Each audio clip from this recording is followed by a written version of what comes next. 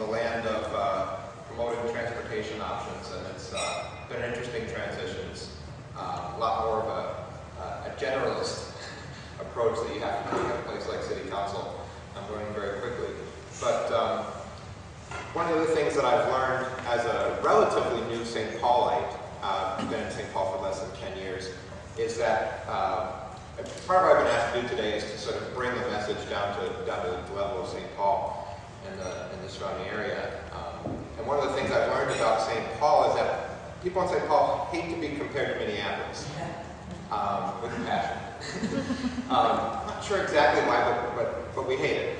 But I'm going to go ahead and break that cardinal rule and start off by pointing out that 40% of those who commuted to downtown Minneapolis commute on transit. I think that number is actually maybe a little higher than that today and going up. In downtown St. Paul, our comparable number is only about 18%. There are a lot of reasons for that. I mean, we've got 3 times as many people working in downtown Minneapolis, which means you can serve it better with transit and those kinds of things. On the biking side, we've got Minneapolis is actually one of the biking capitals of the country. About 2.5% of commuters in Minneapolis actually bike to work, at least April through October, or whatever the season may be. And St. Paul, we're only about a quarter of that. Again, there are reasons. We've got a lot of great bike trails in St. Paul, all of which dump you out on the edge of downtown, and then you have to just kind of fend for yourself. And we're working on that. And in fact, the TMO is working on that very problem with the city and city staff to try and come up with a bike plan for downtown St. Paul. But those sort of physical challenges aside, I think we've also got, we've had a history of policies that are problematic. When I started the job a couple of months ago, the 1st of January, I sort of, one of the many things I was oriented toward was the employee benefits package. And as a city council person, I found out I actually get a free parking space at the taxpayer's expense. I get a monthly car allowance for use of my private automobile and going to meetings and whatnot. But I have to pay $38 a month for my Metro pass. It seems a little backwards. It does. And it's certainly something I'm going to be working on at the city level. Comparably, I think with our state employees, there's been a long history of state employees wanting to get free parking in the state office buildings. And who can blame them? I mean, nobody can blame them for wanting that. But on the other hand, when you have this imbalance of free parking versus having to pay for transit, we're systematically shooting ourselves in the foot on this issue. And it's something we have to work on. Regionally, the Met Council and MnDOT have looked at congestion and what it would take to actually build our way out of congestion if we were going to sort of continue our current trends, continue with transit, but also expand the road and freeway system over the next 20, 30 years. It would, unless I'm mistaken about these numbers, it would actually cost us about 20 times more than we're currently spending a year to do that and actually put a dent in congestion. 20 times more. I don't have to tell you that's not going to happen. Not even close. And so it really is time to be looking at Plan B, C, and maybe even D. And a big part of Plan B is improvements to the transit system. And Brian talked about light rail as one of those components coming into downtown St. Paul, hopefully as soon as 2014 or even a little bit, a couple months before that.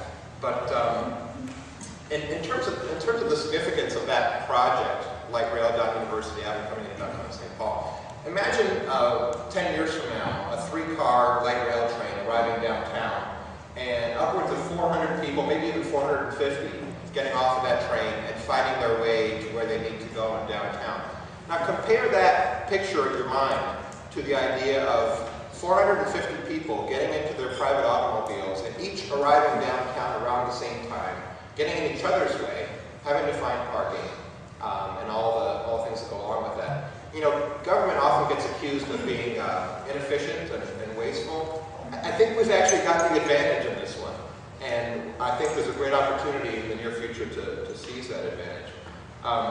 For the Commuter Challenge, I wanted to talk about, ultimately, I used to work with Jessica and other staff and try and promote this program. And one of the big questions is, who benefits from the Commuter Challenge? I think clearly the individuals who participate actually do benefit. But there also may be some costs for them. It may take a little longer to get to work. It's a little bit uncomfortable sometimes for folks to get out of their habits. But clearly the region benefits. I mean, the larger community benefits between reduced congestion, air pollution, the maintenance of our road system, and certainly in the area of climate change. I think there's big benefits to the rest of us.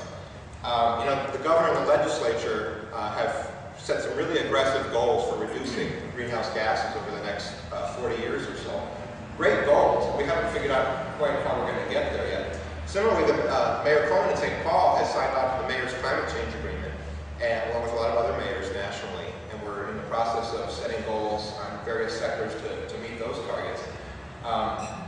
And so I think that the time is really right for us all to say, you know, what this campaign kind of boils down to is asking people to kind of take one for the team. You know, that kind of goes against the message actually that we've talked about for years. Part of the message has always been we have to make this an easy transition, it has to be convenient for people. We're only asking folks to try this once, right, in April, May, or June. Try an alternative once. That's a reasonable way to get people to start. And I think it's been effective. On the other hand, I think it's actually a time when people, my sense is that people don't mind being asked to do something for the greater good. And I think it's time for us to start making that ask more directly. And I know that that's been part of why I ran for office and hope to accomplish on the St. Paul City Council. Thanks again for being here today. I think this turnout is a great representation of the fact that this issue is becoming more and more important to folks in St. Paul and throughout the region. And I look forward to having more chance to interact with you and learn about your specific issues and challenges. Thanks a lot.